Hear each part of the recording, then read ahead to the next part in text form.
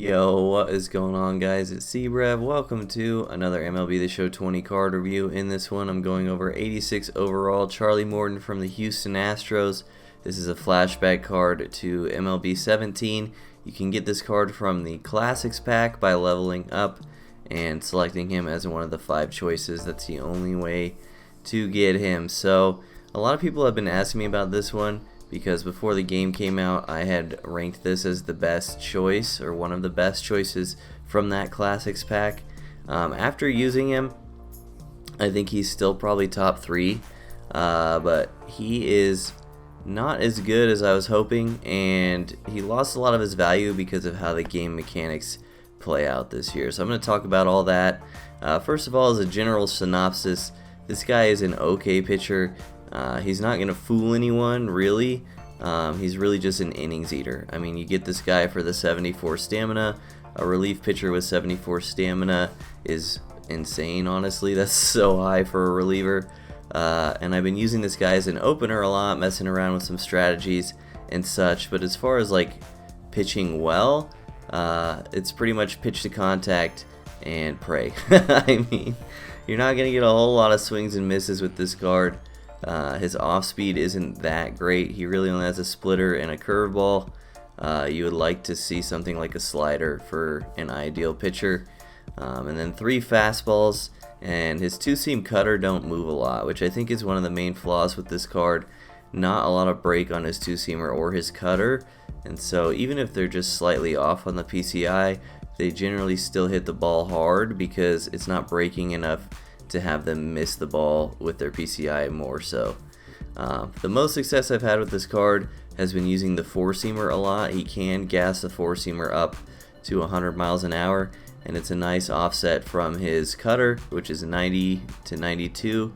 I think 4-seamer cutter with this card is better than 2-seamer cutter because it creates a larger amount of speed differential between the fastballs. So I try to throw the 2-seamer sparingly now, mostly just inside to righties. Throwing it away to lefties is a bit of a nightmare this year since early swings get rewarded a lot. Pitching 2-seamers away just doesn't work, even if you get the swing result that you were hoping for. So 4-seamer cutter splitter is really what you should be throwing with this card. He's not going to fool anyone. He's just there to eat innings. And the reason I think his value has dropped a lot is because the reason I thought this card was so good is because, again, the stamina. Having 74 stamina from a reliever is a lot. He can pitch a lot of innings for you, but it doesn't matter as much this year because you can bring starters out of the bullpen. So it kind of defeated his entire niche, the fact that you can just bring in any starter at any time. Back when the game was restricted to only relievers after the first inning or after the game started, this would have been an insanely valuable card, but as it stands right now, he lost a lot of his value just because of the fact that you can bring starters out of the bullpen. So if you're asking me to reevaluate the Classics packs, the Classic pack, I would probably choose Gary or Adalberto Mondesi over this guy, although I do enjoy having this guy in my pen and you can do some fun stuff with him. So yeah, that's pretty much the synopsis. It's kind of a bummer that you can bring starters out of the pen because this guy would have been really valuable otherwise. So as always, we'll rate the card how he rates in the meta, and we'll rate him compared to how much he costs. How he rates in the meta, I'll give him a B. I still think he's a good reliever. He's just he's there to eat innings for you, and for the price, he's free, so I'll give him an A-. So I hope you guys enjoyed this card review. Let me know down in the comments if you want me to review anyone specifically. I do read all those comments. I try to tailor my roster around what you guys want to see. Enjoy these clips, and I'll see y'all next time. Peace. Sanchez set to lead off the home half of the second. He's ready. Here's the first offering. Lofted in the air out toward right. I feel like he just got fucked on that. Is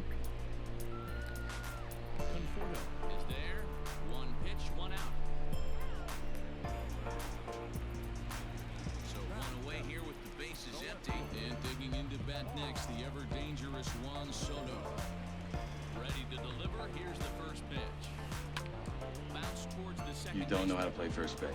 Oakland on athletics. 100 biddies. Thank you so much, dude. Yeah, there's 2 of them that I put out.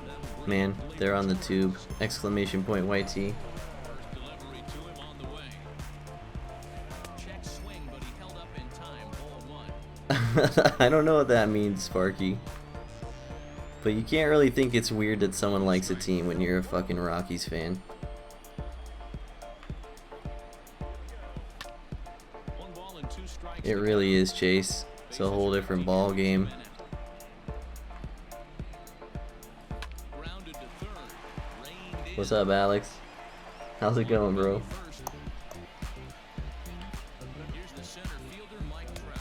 As he'll get caught chasing that one there at strike 1. Hit it hard, but lined out in his first at-bat. Swing and a miss, and he's in trouble now. 0-2. Roll this over for me one time. I fucking hung it. If you're an infielder, you've got to catch it and get rid of it quickly. Ellipsis. It's not a diss at all, man. I love reading shit like that. The thing about YouTube is you gotta play the game, right? The biggest thing with YouTube is exposure. So, like, the views will come as long as I put out good content, you know? It's a grind. I'm not that worried about it. I'm very happy with my growth so far this year. So, And another foul ball. you accidentally bought 91 Hornsby? Dude, that's tough. That's fucking tough. Now you gotta play him, right? Now a check swing. Outfielder lock-on fixed.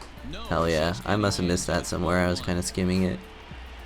That patch sounds like a huge dub, Chad Ellipsis. Looks at a cold strike 3 as the cut fast. Yeah, that's kind of annoying rage. But that's like, that should be on the bottom of their list. Like, It's in there, and that's out. if I have to pause the game after a home run to see the scoreboard, that's not the worst thing in the world. Torres comes on with 1 away as he looks at a ball. It's 1-0. Now the pitch. That's a great pitch for a spot like that. It looks like a strike that it just comes in out of the zone. If you can command that with movement, it's a very effective pitch to pitching hitters inside. The count now at 2-1. Line towards Dude, center Buxton field. plays the best center field. He will make the play out there, and there are That would have been a 2 tough play for someone else. He just fucking glides in there like it's his day job. That'll bring up Christian Yelich. Swung on and missed for the first strike. No, I agree, Instincts. It's annoying as shit, don't get me wrong, but like, if they have limited resources, which I'm sure they do with all the shit going on in the world, like, they're obviously you're not gonna worry about that till later. 0-2.